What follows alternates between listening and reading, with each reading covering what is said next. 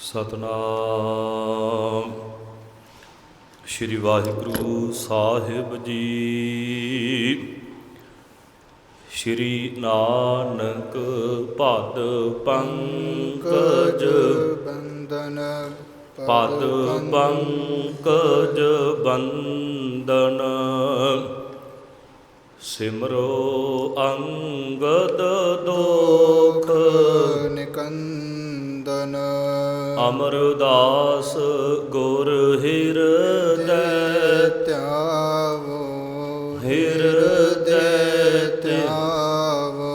ਸ਼੍ਰੀ ਗੁਰੂ ਰਾਮਦਾਸ ਗੁਣ ਗਾਵੋ। ਸ਼੍ਰੀ ਅਰਜਨ ਬਿਗਨਨ ਕੇ ਨਾਸ਼ਕ ਬਿਗਨਨ ਕੇ ਨਾਸ਼ਕ। ਸ਼੍ਰੀ ਹਰਗੋਬਿੰਦ ਸੁਭ ਸਮਤ ਪ੍ਰਕਾਸ਼ਕ। ਸ਼੍ਰੀ ਹਰਿ ਰਾਏ ਨਮੋ ਕਰ ਜੋਰੀ ਨਮੋ ਕਰ ਜੋਰੀ। ਸ਼੍ਰੀ ਹਰਿ ਕ੍ਰਿਸ਼ਨ ਮਨਾਏ ਬਹੋਰੀ। ਤੇਗ ਬਹਾਦਰ ਪਰਮ ਕਿਰਪਾਲਾ ਵਾਹਿਗੁਰੂ ਪਰਮ ਕਿਰਪਾਲਾ। ਸ਼੍ਰੀ ਗੁਰੂ ਗੋਬਿੰਦ ਸਿੰਘ ਵਿਸਾਲਾ। ਤਰੋ ਧਰਾ ਪਾਰ ਪੁਨ ਪੁਨ ਸੀਸਾ ਪੁਨ ਪੁਨ ਸੀਸਾ। ਬੰਦੋ ਬਾਰ ਬਾਰ ਜਗਤੀਸ਼ਾ। ਜਿਸ ਮਹਿ ਅੰਮ੍ਰਿਤ ਗਿਆਨ ਹੈ ਮਾਨਕ ਭਗਤ ਬੈਰਾਗ। ਸ਼੍ਰੀ ਗੁਰੂ ਗ੍ਰੰਥ ਸਾਹਿਬ ਉਦਦ ਬੰਦੋ ਕਰ ਅਨੁਰਾਗ। ਏਕ ਓੰਕਾਰ ਸਤਿਗੁਰੂ ਤਿਹ ਪ੍ਰਸਾਦ ਸਚ ਹੋਏ। ਵਾਹਿਗੁਰੂ ਜੀ ਕੀ ਫਤਿਹ ਹੈ। ਬਿਗਨ ਬਿਨਾਸਨ ਸੋਏ। ਵਾਹਿਗੁਰੂ ਜੀ ਕੀ ਫਤਿਹ ਹੈ।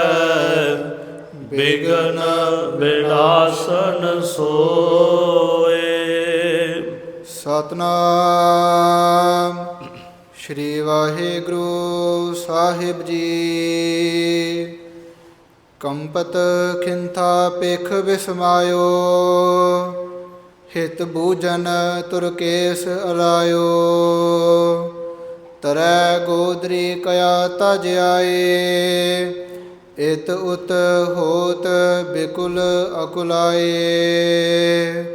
ਵਾਹਿਗੁਰੂ ਜੀ ਕਾ ਖਾਲਸਾ ਵਾਹਿਗੁਰੂ ਜੀ ਕੀ ਫਤਿਹ। ਗੁਰੂ ਪਿਆਰੀ ਗੁਰੂ ਸਵਾਰੀ ਸਾਧ ਸੰਗਤ ਜੀਓ, ਆਪ ਵਡਭਾਗੇ ਹੋ। ਬਾਬਾ ਮਸਤੂ ਜੀ ਦੇ ਤਪ ਅਸਥਾਨਾਂ 'ਤੇ ਹਾਜ਼ਰੀਆਂ ਭਰ ਕੇ ਖੁਸ਼ੀਆਂ ਪ੍ਰਾਪਤ ਕਰ ਰਹੇ ਹੋ। ਬੜੇ ਹੀ ਪ੍ਰੇਮ ਦੇ ਨਾਲ ਨੌਜਵਾਨ ਵੀਰਾਂ ਨੇ ਸੰਗਤੀ ਰੂਪ ਦੇ ਵਿੱਚ ਸਤਿਗੁਰੂ ਜੀ ਦੀ ਤੁਰਕੀ ਬਾਣੀ ਸੁਖਮਨੀ ਸਾਹਿਬ ਬਾਣੀ ਦੇ ਜਾਪ ਕੀਤੇ। ਆਓ ਜੋ ਚੱਲ ਰਹੀ ਲੜੀਵਾਰ ਗੁਰ ਇਤਿਹਾਸ ਦੀ ਕਥਾ ਵਿਚਾਰ ਦੇ ਨਾਲ ਜੁੜਨਾ ਕਰੀਏ।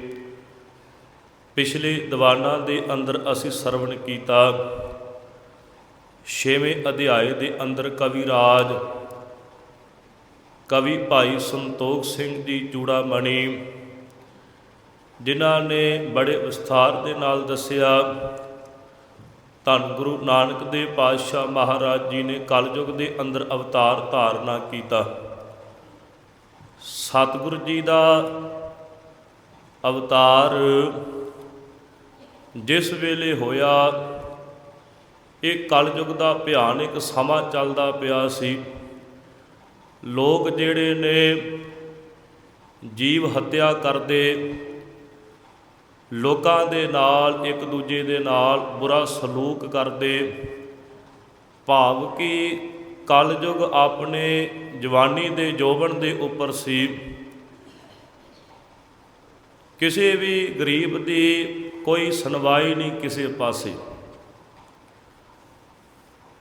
ਆਪ ਨਾਰਾਇਣ ਕਲਾ ਧਾਰ ਜਗ ਮਹਿ ਪਰਵਰਿਓ, ਆਪ ਪਰਮੇਸ਼ਰ ਵਾਹਿਗੁਰੂ ਧੰਨ ਗੁਰੂ ਨਾਨਕ ਦੇਵ ਪਾਤਸ਼ਾਹ ਮਹਾਰਾਜ ਜੀ ਦਾ ਸਰੀਰ ਧਾਰਨ ਕਰਕੇ ਇਹ ਸੰਸਾਰ ਦੇ ਵਿੱਚ ਪ੍ਰਗਟ ਹੋਇਆ।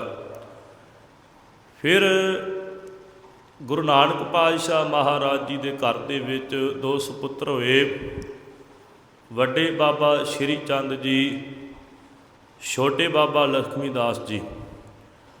ਦੋਵੇਂ ਸੰਪੂਰਨ ਬ੍ਰਹਮ ਗਿਆਨੀ ਨੇ। ਬੜੀ ਕਿਰਪਾ ਹੈ ਗੁਰੂ ਪਿਤਾ ਜੀ ਦੀ। ਛੋਟੇ ਪੁੱਤਰ ਜਿਹੜਾ ਬਾਬਾ ਲਖਮੀ ਦਾਸ ਜੀ ਨੇ, ਇਹ ਗ੍ਰਸਥ ਧਰਮ ਧਾਰਨ ਕਰਦੇ ਨੇ, ਵਿਆਹ ਕਰਾਉਂਦੇ ਨੇ। ਇਹਨਾਂ ਦੇ ਘਰ ਦੇ ਵਿੱਚ ਇੱਕ ਪੁੱਤਰ ਹੁੰਦਾ ਹੈ ਬਾਬਾ ਧਰਮ ਚੰਦ ਜੀ। ਬਾਬਾ ਸ਼੍ਰੀ ਚੰਦ ਜੀ ਗ੍ਰਸਥ ਧਰਮ ਧਾਰਨ ਨਹੀਂ ਕੀਤਾ। ਜਿਸ ਵੇਲੇ ਬਾਬਾ ਲਖਮੀ ਦਾਸ ਜੀ ਸ਼ਿਕਾਰ ਖੇਡ ਕੇ ਆਏ, ਵੱਡੇ ਭਾਈ ਬਾਬਾ ਸ਼੍ਰੀ ਚੰਦ ਜੀ ਨੇ ਆਖਿਆ, ਤੁਸੀਂ ਕਿੰਨੇ ਸਾਰੇ ਇਹ ਖਰਗੋਸ਼ ਮਾਰ ਕੇ ਲੈ ਕੇ ਆਇਓ, ਤੁਹਾਨੂੰ ਇਹਨਾਂ ਦਾ ਲੇਖਾ ਜੋਖਾ ਦੇਣਾ ਪਵੇਗਾ।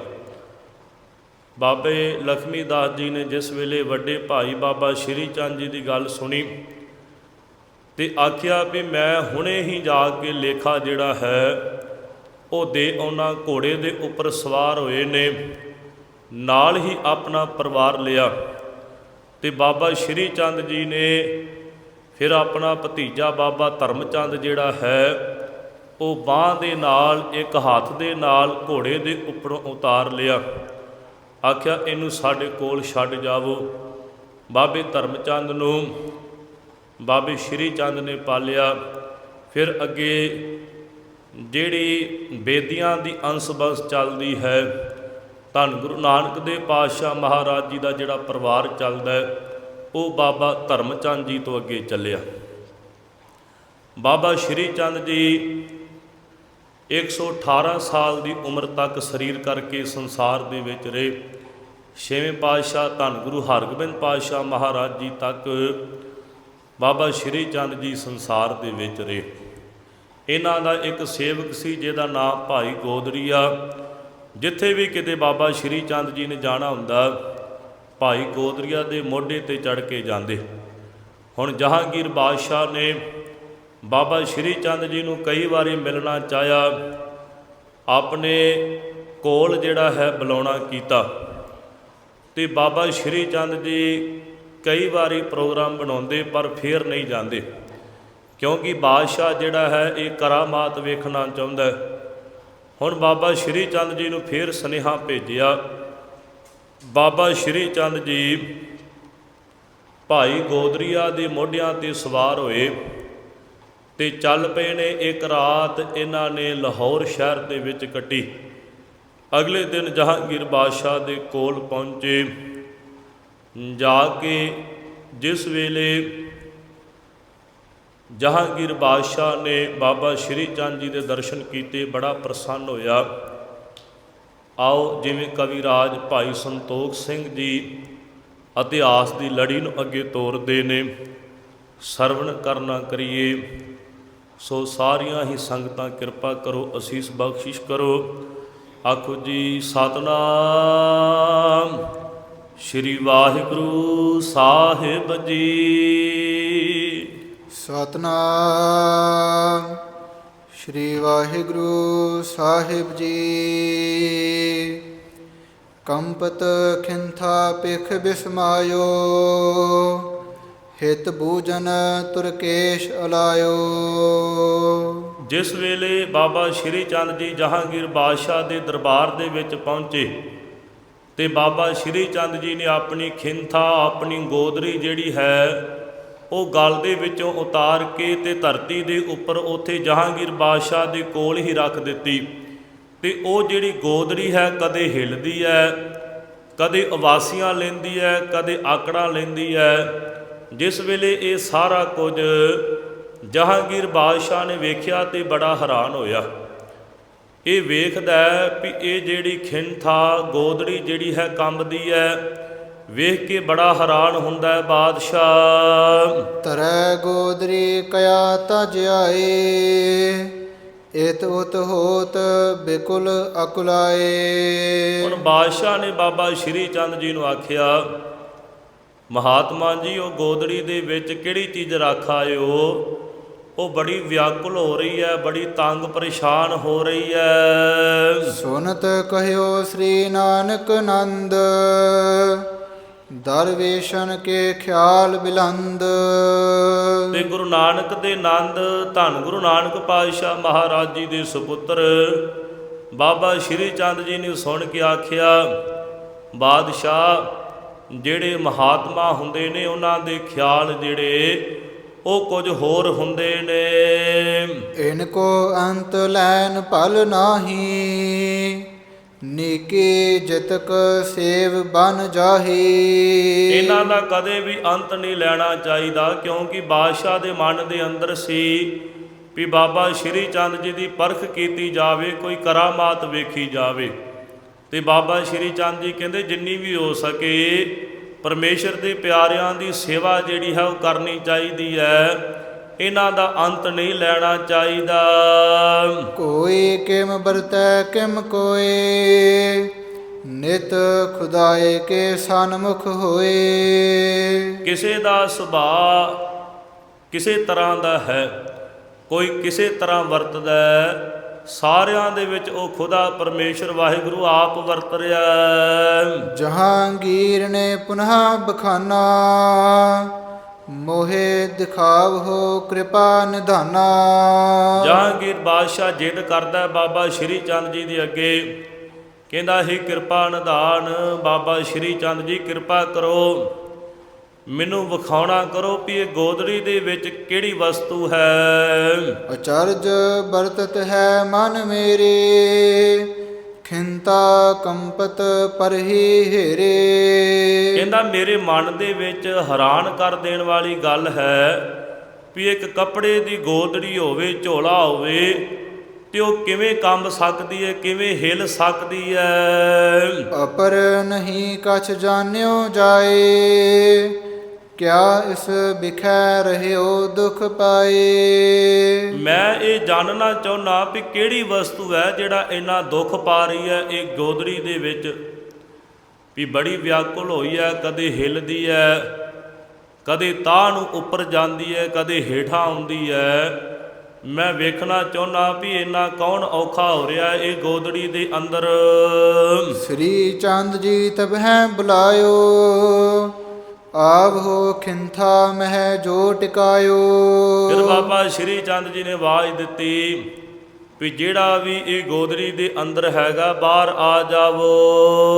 ਤੁਰ ਕੇਸ਼ਰ ਕੋ ਆਪਣੋ ਆਪ, ਕਰਹੋ ਦਿਖਾਵਨ ਸਹਿਤ ਪ੍ਰਤਾਪ। ਤੁਰਕੇਸ਼ਰ ਇਹ ਜਿਹੜਾ ਬਾਦਸ਼ਾਹ ਜਹਾਂਗੀਰ ਹੈ, ਇਹਨੂੰ ਪ੍ਰਗਟ ਹੋ ਕੇ ਆਪਣਾ ਆਪ ਵਿਖਾਉਣਾ ਕਰੋ, ਜੋ ਵੀ ਗੋਦੜੀ ਦੇ ਅੰਦਰ ਹੈ ਉਹ ਬਾਹਰ ਆ ਜਾਵੋ। ਹੋਤੋ ਗੋਦਰੀ ਮਹਿ ਜੁਰ ਭਾਰਾ, ਸ੍ਰੀ ਗੁਰੂ ਸੁਤ ਨੇ ਜਬ ਹੈ ਹਕਾਰਾ। ਜਿਹੜਾ ਗੋਦੜੀ ਦੇ ਅੰਦਰ ਭਾਰਾ ਤਾਪ ਬੁਖਾਰ ਸੀ, ਜਦੋਂ ਗੁਰੂ ਨਾਨਕ ਦੇ ਪਾਤਸ਼ਾਹ ਮਹਾਰਾਜ ਜੀ ਦੇ ਸੁਪੁੱਤਰ ਬਾਬਾ ਸ਼੍ਰੀ ਚੰਦ ਜੀ ਨੇ ਆਵਾਜ਼ ਦਿੱਤੀ, ਉਹ ਗੋਦੜੀ ਦੇ ਵਿੱਚੋਂ ਬਾਹਰ ਆ ਗਿਆ। ਜਹਾਂਗੀਰ ਕਹੋ ਆਨ ਚੜਿਓ ਹੈ, ਸ਼ੁਸ਼ਕ ਭਇਓ ਮੁਖ ਕੰਪ ਬੜਿਓ ਹੈ। ਤੇ ਉਹ ਜਿਹੜਾ ਬੁਖਾਰ ਇੱਕਦਮ ਗੋਦੜੀ ਦੇ ਵਿੱਚੋਂ ਬਾਹਰ ਨਿਕਲਿਆ ਤੇ ਜਹਾਂਗੀਰ ਬਾਦਸ਼ਾਹ ਨੂੰ ਚੰਬੜਿਆ। ਤੇ ਜਿਸ ਵੇਲੇ ਤਾਪ ਜਿਹੜਾ ਹੈ ਜਹਾਂਗੀਰ ਬਾਦਸ਼ਾਹ ਨੂੰ ਆ ਕੇ ਚੰਬੜ ਜਾਂਦਾ, ਚੜ ਜਾਂਦਾ, ਇਹਦੀ ਹਾਲਤ ਜਿਹੜੀ ਹੈ ਬੜੀ ਵਿਆਕੁਲ ਹੁੰਦੀ। ਤਾਨੁਰ ਮੰਚ ਲੋਚਨ ਪੇ ਨਾਲ, ਤਪਤਿਓ ਪੀਰਾ ਬੜੀ ਵਿਸਾਲ। ਇਹਦਾ ਸਰੀਰ ਇੱਕਦਮ ਗਰਮ ਹੋ ਗਿਆ, ਲੂ ਕੰਡੇ ਖੜੇ ਹੋ ਗਏ, ਅੱਖਾਂ ਜਿਹੜੀਆਂ ਨੇ ਲਾਲ ਹੋ ਗਈਆਂ। ਹਾੜ ਫੋਰਨੀ ਸਿਰ ਮੈਂ ਬਿਰਥਾ, ਭਇਓ ਬਿਹਾਲ ਮ੍ਰਿਤਕ ਹੋਏ ਜਥਾ। ਇਹਦੇ ਹੱਡ ਜਿਹੜੇ ਹੱਡੀਆਂ ਨੇ ਉਹ ਇਸ ਤਰ੍ਹਾਂ ਜਿਵੇਂ ਕੋਈ ਭੰਨ ਰਿਹਾ, ਕੋਈ ਤੋੜ ਰਿਹਾ ਹੋਵੇ, ਤੇ ਇਹਦਾ ਜਿਹੜਾ ਸਰੀਰ ਪੂਰਾ ਕੰਬ ਰਿਹਾ ਹੈ, ਸਿਰ ਦੇ ਵਿੱਚ ਬੜੀ ਦਰਦ ਹੋਣ ਲੱਗੀ, ਪੀੜ ਨਿਕਲੀ। ਇਸ ਤਰ੍ਹਾਂ ਹਾਲਤ ਹੋ ਗਈ ਜਿਵੇਂ ਕਿਸੇ ਅੱਧ-ਮੋਇਆ ਹੋ ਗਿਆ ਜਹਾਂਗੀਰ ਬਾਦਸ਼ਾਹ। ਹਾਥ ਜੋੜ ਕਹਿ ਮੋਹ ਨਾ ਦਿਖਾਵੋ, ਮਹਾ ਦੁਖਦ ਕਉ ਸ਼ੀਘਰ ਹਟਾਵੋ। ਤੇ ਫਿਰ ਦੋਵੇਂ ਹੱਥ ਜੋੜ ਕੇ ਬਾਬਾ ਸ਼੍ਰੀ ਚੰਦ ਜੀ ਨੂੰ ਕਹਿਣ ਲੱਗਾ, ਜਹਾਂਗੀਰ ਬਾਦਸ਼ਾਹ ਬਾਬਾ ਜੀ ਕਿਰਪਾ ਕਰੋ, ਮੇਰੇ ਤੋਂ ਦੂਰ ਕਰ ਦਵੋ, ਮੈਨੂੰ ਨਾ ਦਿਖਾਉਣਾ ਕਰੋ ਇਹ ਤਾਪ ਜਿਹੜਾ।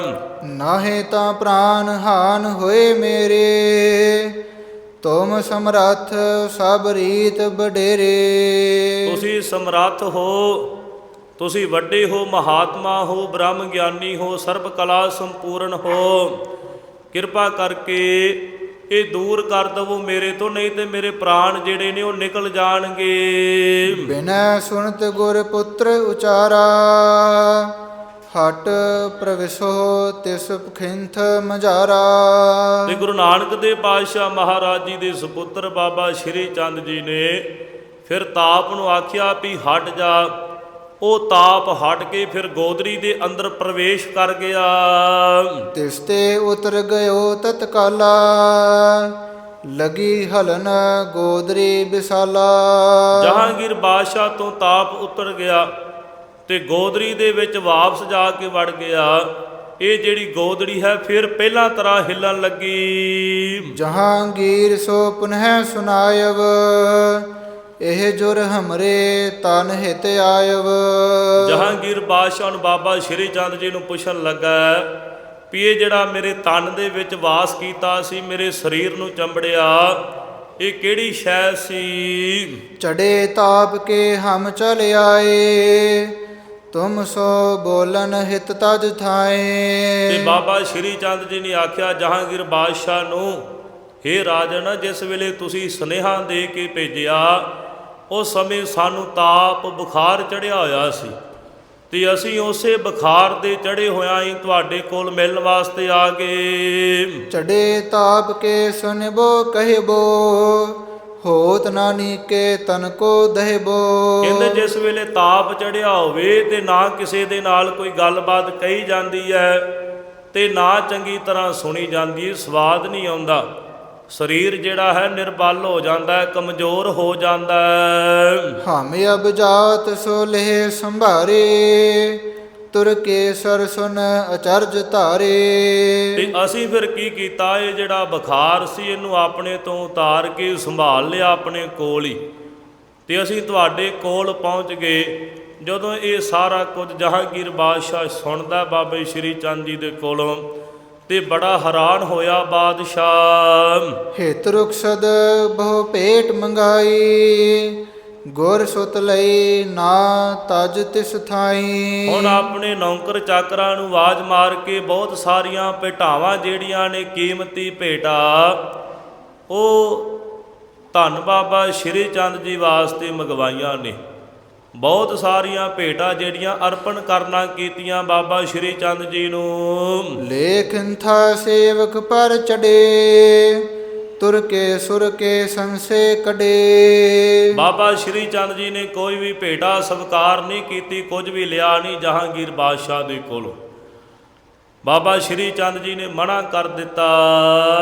ਜਾਏ ਆਪਣੇ ਥਾਨ ਬਿਰਾਜੇ, ਸ੍ਰੀ ਚੰਦ ਰਸ ਜੋਗ ਜੋ ਪਾਗੇ। ਆਪਣੇ ਸੇਵਕ ਭਾਈ ਗੋਦੜੀਆ ਦੇ ਮੋਢਿਆਂ ਤੇ ਸਵਾਰ ਹੋ ਕੇ ਫਿਰ ਉੱਥੋਂ ਜਹਾਂਗੀਰ ਬਾਦਸ਼ਾਹ ਤੋਂ ਚੱਲ ਕੇ ਫਿਰ ਆਪਣੇ ਅਸਥਾਨ ਦੇ ਉੱਪਰ ਜਾ ਕੇ ਬਿਰਾਜੇ। ਬਹੁਤ ਸਾਰੀਆਂ ਸੰਗਤਾਂ ਆਉਂਦੀਆਂ ਨੇ ਬਾਬਾ ਸ਼੍ਰੀ ਚੰਦ ਜੀ ਦੇ ਦਰਸ਼ਨ ਕਰਨ ਵਾਸਤੇ। ਖਟ ਪਤ ਸ਼ਾਹੀ ਲਗ ਜਗ ਰਹੇ, ਅਦਕ ਆਰ ਬਲ ਤਨ ਕੇ ਲਹੇ। ਛਿਆਂ ਪਾਤਸ਼ਾਹ ਤੱਕ ਬਾਬਾ ਸ਼੍ਰੀ ਚੰਦ ਜੀ ਸਰੀਰ ਕਰਕੇ ਰਹੇ। ਕਵਿਰਾਜ ਜੀ ਕਹਿੰਦੇ ਬਹੁਤ ਲੰਮੀ ਉਮਰ ਜਿਹੜੀ ਹੈ ਉਹ ਬਾਬਾ ਸ਼੍ਰੀ ਚੰਦ ਜੀ ਨੇ ਭੋਗਣਾ ਕੀਤੀ। ਸ੍ਰੀ ਗੁਰੂ ਹਰਗੋਬਿੰਦ ਕੇ ਨੰਦ, ਸ੍ਰੀ ਬਾਬਾ ਗੁਰਦਿੱਤਾ ਚੰਦ। ਗੁਰੂ ਹਰਗੋਬਿੰਦ ਪਾਤਸ਼ਾਹ ਮਹਾਰਾਜ ਜੀ ਦੇ ਵੱਡੇ ਸੁਪੁੱਤਰ ਮਾਤਾ ਦਮੋਦਰੀ ਜੀ ਦੀ ਕੁੱਖ ਤੋਂ, ਜਿਨ੍ਹਾਂ ਦਾ ਜਨਮ ਭਾਈ ਕੀ ਡਰੋਲੀ ਵਿਖੇ ਹੁੰਦਾ, ਬਾਬਾ ਗੁਰਦਿੱਤਾ ਚੰਦ ਜੀ। ਤਿਨ ਹੋ ਜਾਏ ਕਰ ਸੀਸ ਨਿਵਾਵਾ, ਬਿਨੈ ਠਾਨ ਬਹੁ ਭਾਵ ਬੰਧਾਵਾ। ਤੇ ਇਹ ਬਾਬਾ ਗੁਰਦਿੱਤਾ ਜੀ ਨੇ ਬਾਬਾ ਸ਼੍ਰੀ ਚੰਦ ਜੀ ਨੂੰ ਆ ਕੇ ਵੱਡਿਆਂ ਭਾਗਾਂ ਵਾਲਿਆਂ ਨੇ ਸੀਸ ਨਵਾਇਆ। ਕੁਲ ਹੈ ਉਤਾਰਤ ਬਹਿ ਨਿਜ ਸਿਰ ਤੇ, ਤਿਨ ਕੇ ਸੀਸ ਧਰੀ ਨਿਜ ਕਰਤੇ। ਤੇ ਬਾਬਾ ਸ਼੍ਰੀ ਚੰਦ ਜੀ ਨੇ ਫਿਰ ਆਪਣਾ ਉਤਰਾ ਅਧਿਕਾਰੀ ਜਿਹੜਾ ਹੈ ਉਹ ਬਾਬਾ ਗੁਰਦਿੱਤਾ ਜੀ ਨੂੰ ਲਾਉਣਾ ਕੀਤਾ। ਆਪਣਾ ਸੇਵਕ ਜਿਹੜਾ ਉਹ ਬਾਬਾ ਗੁਰਦਿੱਤਾ ਜੀ ਨੂੰ ਬਣਾਇਆ। ਆਪਣੇ ਸਥਾਨ ਥਾਪ ਕਰ ਆਪ, ਕਰਤ ਭਏ ਦੀਰਗ ਪ੍ਰਤਾਪ। ਜਿਹੜਾ ਬਾਬਾ ਸ਼੍ਰੀ ਚੰਦ ਜੀ ਦਾ ਅਸਥਾਨ ਸੀ, ਆਪਣੇ ਅਸਥਾਨ ਦੇ ਉੱਪਰ ਫਿਰ ਬਾਬਾ ਗੁਰਦਿੱਤਾ ਜੀ ਨੂੰ ਬਿਠਾਇਆ ਤੇ ਸਾਰਾ ਪ੍ਰਤਾਪ ਵਡਿਆਈ ਜਿਹੜੀ ਹੈ ਉਹ ਬਾਬਾ ਗੁਰਦਿੱਤਾ ਜੀ ਨੂੰ ਸੌਂਪਣਾ ਕੀਤੀ ਬਾਬਾ ਸ਼੍ਰੀ ਚੰਦ ਜੀ ਨੇ। ਸ੍ਰੀ ਬਾਬਾ ਗੁਰਦਿੱਤਾ ਫੇਰ, ਸਰਬ ਰੀਤ ਤੇ ਭਏ ਬਡੇਰ। ਫਿਰ ਸਾਰੀਆਂ ਹੀ ਰੀਤਾਂ ਅਨੁਸਾਰ ਬਾਬਾ ਗੁਰਦਿੱਤਾ ਜੀ ਬੜੇ ਵਡੇਰੇ ਬੜੀ ਵਡਿਆਈ ਵਾਲੇ ਹੋਏ। ਇਨਕੇ ਸਿੱਖ ਪੇ ਚਾਰ ਅਗਾਰੀ, ਜਿਨਹੋ ਬੈਠ ਕੀਨ ਸਤਪ ਭਾਰੀ। ਫਿਰ ਜਿਹੜੀ ਬਾਬਾ ਸ਼੍ਰੀ ਚੰਦ ਜੀ ਨੇ ਉਦਾਸੀਆਂ ਵਾਲੀ ਰੀਤ ਚਲਾਈ ਸੀ, ਉਹਨਾਂ ਦੇ ਦੂਸਰੇ ਮੁਖੀ ਜਿਹੜੇ ਨੇ ਉਹ ਬਾਬਾ ਗੁਰਦਿੱਤਾ ਜੀ ਨੂੰ ਥਾਪਿਆ। ਤੇ ਬਾਬਾ ਗੁਰਦਿੱਤਾ ਜੀ ਨੇ ਫਿਰ ਅੱਗੇ ਚਾਰ ਧੂਣੇ ਜਿਹੜੇ ਨੇ ਉਹ ਲਾਉਣਾ ਕੀਤੇ। ਦੋਹਰਾ ਬਾਲੂ ਹਸਨਾ ਫੂਲ ਪੁਨ, ਗੋਂਦਾ ਅਰ ਅਲਮਸਤ। ਕਿਹੜੇ ਕਿਹੜੇ ਚਾਰ ਧੂਣੇ ਹੋਏ, ਉਹਨਾਂ ਦੇ ਅੱਗੇ ਅੱਗੇ ਕਿਹੜੇ ਮੁਖੀ ਥਾਪੇ ਗਏ? ਭਾਈ ਬਾਲੂ ਹਸਨਾ ਜੀ, ਭਾਈ ਫੂਲ ਜੀ, ਭਾਈ ਗੋਦਾ ਜੀ ਤੇ ਭਾਈ ਅਲਮਸਤ ਜੀ। ਇਹ ਚਾਰ ਧੂਣਿਆਂ ਦੇ ਫਿਰ ਚਾੜੇ ਹੀ ਜਥੇਦਾਰ ਜਿਹੜੇ ਨੇ ਉਹ ਥਾਪੇ ਗਏ ਬਾਬਾ ਗੁਰਦਿੱਤਾ ਜੀ ਵੱਲੋਂ। ਮੁਖ ਉਦਾਸੀ ਇਹ ਪਏ, ਬਹੁਰੋ ਸਾਧ ਸਮਸਤ। ਫਿਰ ਉਦਾਸੀਆਂ ਦੇ ਇਹ ਜਿਹੜੇ ਚਾਰੇ ਹੀ ਮੁਖੀ ਬਣੇ, ਜਿਹੜਾ ਉਦਾਸੀ ਪੰਥ ਬਾਬਾ ਸ਼੍ਰੀ ਚੰਦ ਜੀ ਨੇ ਚਲਾਇਆ। ਚਉਪਈ ਤਿਨ ਤੇ ਬਿਦਤਿਓ ਪੰਥ ਉਦਾਸੀ, ਲਾਖੋ ਭਏ ਕਰਹਿ ਤਪ ਰਸੀ। ਬਾਬਾ ਸ਼੍ਰੀ ਚੰਦ ਜੀ ਨੇ ਉਦਾਸੀਆਂ ਦਾ ਪੰਥ ਚਲਾਇਆ, ਜੋ ਸੰਸਾਰ ਦੇ ਵਿੱਚ ਅੱਗੇ ਪ੍ਰਗਟ ਹੋਇਆ, ਜੋ ਜਿਨ੍ਹਾਂ ਦੇ ਬਹੁਤ ਭਾਰੀ ਅੱਗੇ ਬਹੁਤ ਗਿਣਤੀ ਦੇ ਵਿੱਚ ਚੇਲੇ ਹੋਏ। ਸ੍ਰੀ ਨਾਨਕ ਕੇ ਅਸ ਜੁਗ ਨੰਦਨ, ਕਵ ਸੰਤੋਖ ਸਿੰਘ ਠਾਨਤ ਬੰਦਨ। ਕਵਿਰਾਜ ਭਾਈ ਸੰਤੋਖ ਸਿੰਘ ਜੀ ਗੁਰੂ ਨਾਨਕ ਦੇਵ ਪਾਤਸ਼ਾਹ ਮਹਾਰਾਜ ਜੀ ਦੇ ਦੋਵਾਂ ਹੀ ਸੁਪੁੱਤਰਾਂ ਨੂੰ ਨਮਸਕਾਰ ਕਰਦਾ ਹੈ। ਦੋਹਰਾ 15 ਸਤ ਖਟ 20 ਮੈਂ, ਜਨਮ ਗੁਰੂ ਮਹਾਰਾਜ।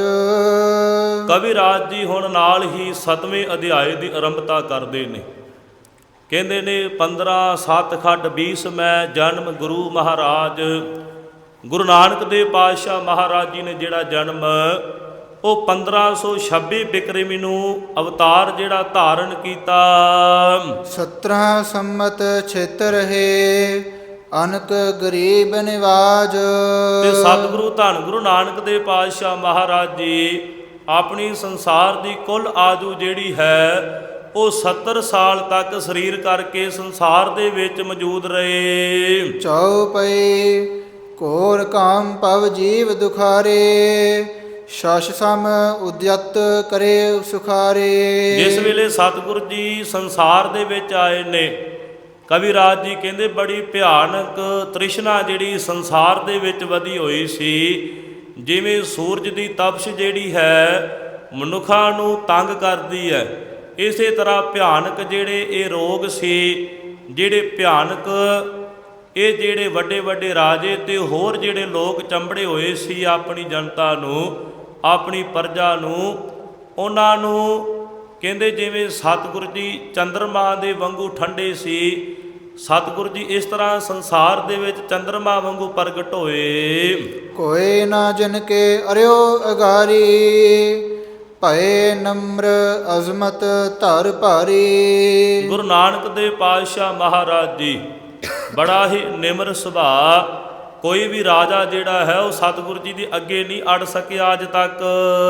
ਜਿਤਕ ਸ਼ਕਤ ਜੁਤ ਭੇ ਸਭ ਤਾਰੇ, ਰਵ ਸਮ ਉਦੈ ਛਪੈ ਤਬ ਸਾਰੇ। ਜਿੰਨੇ ਵੀ ਕੋਈ ਵੱਡੇ ਵੱਡੇ ਪਖੰਡੀ ਬਣੇ ਫਿਰਦੇ ਸੀ, ਸਾਰਿਆਂ ਨੂੰ ਧੰਨ ਗੁਰੂ ਨਾਨਕ ਦੇਵ ਪਾਤਸ਼ਾਹ ਮਹਾਰਾਜ ਜੀ ਨੇ ਬੜੇ ਪ੍ਰੇਮ ਦੇ ਨਾਲ ਸਮਝਾ ਕੇ ਤਾਰਨਾ ਕੀਤਾ। ਸਤਿਗੁਰੂ ਜੀ ਇਸ ਤਰ੍ਹਾਂ ਆਪਣਾ ਬਾਣੀ ਰੂਪ ਜਿਹੜਾ ਪ੍ਰਕਾਸ਼ ਕਰਕੇ ਸਤਨਾਮ ਦੇ ਸਿਮਰਨ ਦੇ ਨਾਲ ਸੰਗਤਾਂ ਨੂੰ ਜੋੜਿਆ। 15/7/96 ਮਾਹੂ, ਮਾਸ ਅਸਾਉਜ ਸਰਦ ਰੁਤ ਤਾਹੂ। ਕਵੀ ਰਾਜ ਜੀ ਕਹਿੰਦੇ ਸੰਮਤ 1596 ਦੇ ਵਿੱਚ, ਜਿਸ ਵੇਲੇ ਸਰਦ ਰੁੱਤ ਦੀ ਅਸੂ ਦਾ ਮਹੀਨਾ ਸੀ, ਕ੍ਰਿਸ਼ਨਾ ਦਸਮੀ ਪਿਤਰਨ ਦਿਨ ਕੀ, ਪ੍ਰਭੂ ਬਿਖੁੰਠ ਗਏ ਸਹਿ ਤਨ ਕੀ। ਤੇ ਸਤਿਗੁਰੂ ਜੀ ਫਿਰ ਕਹਿੰਦੇ ਸੰਸਾਰ ਦੇ ਵਿੱਚ ਆਪਣੇ ਸਰੀਰ ਕਰਕੇ ਜੋਤੀ ਜੋਤ ਸਮਾ ਗਏ। ਐਰਾਵਤੀ ਕੋਲ ਅਭਿਰਾਮ, ਤਹ ਕਰਤਾਰਪੁਰਾ ਕੇ ਗ੍ਰਾਮ। ਜੋ ਰਾਵੀ ਦਰਿਆ ਦੇ ਕੰਢੇ ਦੇ ਉੱਤੇ ਸਤਿਗੁਰੂ ਜੀ ਨੇ ਕਰਤਾਰਪੁਰ ਨਗਰ ਵਸਾਉਣਾ ਕੀਤਾ ਸੀ। ਕਰਤਾਰਪੁਰ ਦੀ ਧਰਤੀ ਤੇ ਸਤਿਗੁਰੂ ਜੀ ਅੰਤਲੇ ਸਮੇਂ ਆਪਣਾ ਸਰੀਰ ਤਿਆਗਿਆ।